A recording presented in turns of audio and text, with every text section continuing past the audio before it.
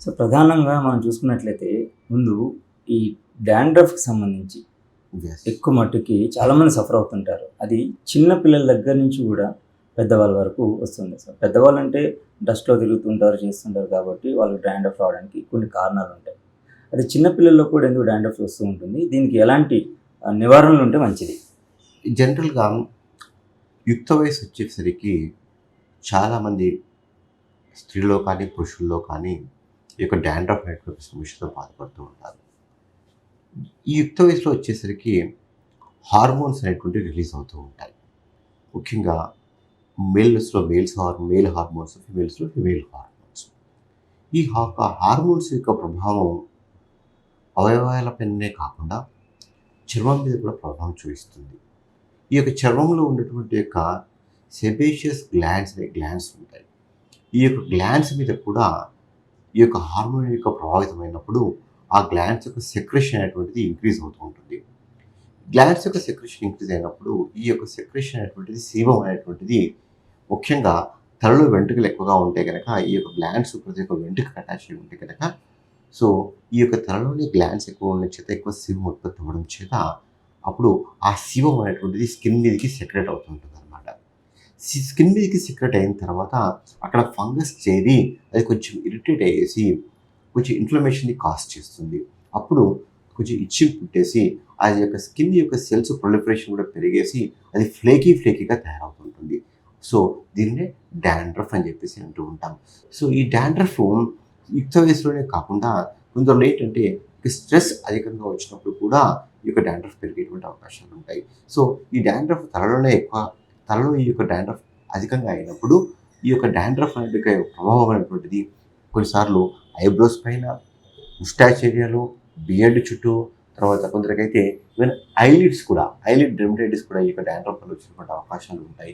కొందరిలో అయితే ఈ యొక్క చెస్ట్ పైన కావచ్చు, వెనక వీపు భాగంలో కూడా ఈ యొక్క డాండ్రఫ్ యొక్క ప్రభావం చూడడం చేత దాన్ని సెబోరిక్ డెర్మటైటిస్ అని చెప్పేసి అంటూ ఉంటాం. అయితే డాండ్రఫ్ మాదిరిగానే కనిపించేటువంటిది ఏంటంటే కొందరిలో సోరియాసిస్. మీరు అన్నట్లు కొందరు చిన్న పిల్లల్లో కూడా యుక్త వయసు రానప్పటికీ కూడా ఈ యొక్క డాండ్రఫ్ పొట్టుగా రాలిపోతూ ఉంటుంది డాండ్రఫ్ మాదిరిగా. కానీ అది ఆ యొక్క స్కేల్స్ ఎట్లుంటాయంటే డ్రైగా ఉంటాయన్నమాట. అది ముఖ్యంగా ఆల్ ఓవర్ ద స్కాల్ప్ కాకుండా ఒక స్మాల్ ఏరియాలో స్మాల్ ప్యాచెస్‌గా వస్తూ ఉంటుంది. దీనినే స్కాల్ప్ సోరియాసిస్ అని చెప్పేసి అంటూ ఉంటాం. ఈ యొక్క సోరియాసిస్‌లో కూడా డాండ్రఫ్ మాదిరిగానే ఈ యొక్క స్కిన్ అనేటువంటిది పొట్టుగా రాలిపోవడం చేత అది డాండ్రఫ్ లాగా చాలామంది నెగ్లెక్ట్ చేస్తూ ఉంటారు. కానీ అది డాండ్రఫ్ కాదు, అది సోరియాసిస్. సో, అది సోరియాసిస్ కింద మనం కన్సిడర్ చేస్తాం. యెస్. దీనికి ఎటువంటి టెస్టులున్నాయి? అలాగే ట్రీట్మెంట్స్ ఎలా తీసుకోవచ్చు? అంటే ఏజ్ వైస్డ్‌గా ఉంటుంది కాబట్టి ముఖ్యంగా. డాండ్రఫ్‌కొచ్చేసరికి ముఖ్యంగా ఈ యొక్క డాండ్రఫ్ కంట్రోల్ చేసేటువంటి కొన్ని షాంపూస్ ఉంటాయి. యాంటీ ఫంగల్ షాంపూస్ అని చెప్పేసి అంటూ ఉంటారనమాట. కీటకనజులు కావచ్చు, సైక్లోపైరాక్స్ కావచ్చు, ఇవన్నీ కూడా యాంటీ ఫంగల్ షాంపూస్ వాడుతూ ఉంటాం. ఈ యొక్క షాంపూస్‌లో కొన్నిసార్లు సాలిసిలిక్ యాసిడ్, కోల్టార్ అనేవి కూడా మిక్స్ చేస్తూ ఉంటాం.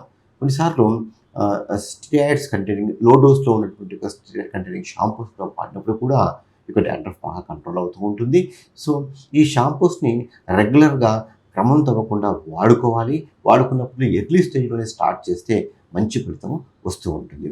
కొన్ని సందర్భాల్లో ఈ డాండ్రఫ్ కంట్రోల్ కాకుండా ఇది సెబోరిక్ డెర్మటైటిస్‌గా మారినప్పుడు అప్పుడు ఈ యొక్క ఐబ్రోస్ కావచ్చు, ఫేస్ పైన, చెస్ట్ పైన, బ్యాక్ పైన అప్పుడు ఆ యొక్క సెబోరిక్ డెర్మటైటిస్‌కి ట్రీట్మెంట్ చేయడం జరుగుతూ ఉంటుందన్నమాట.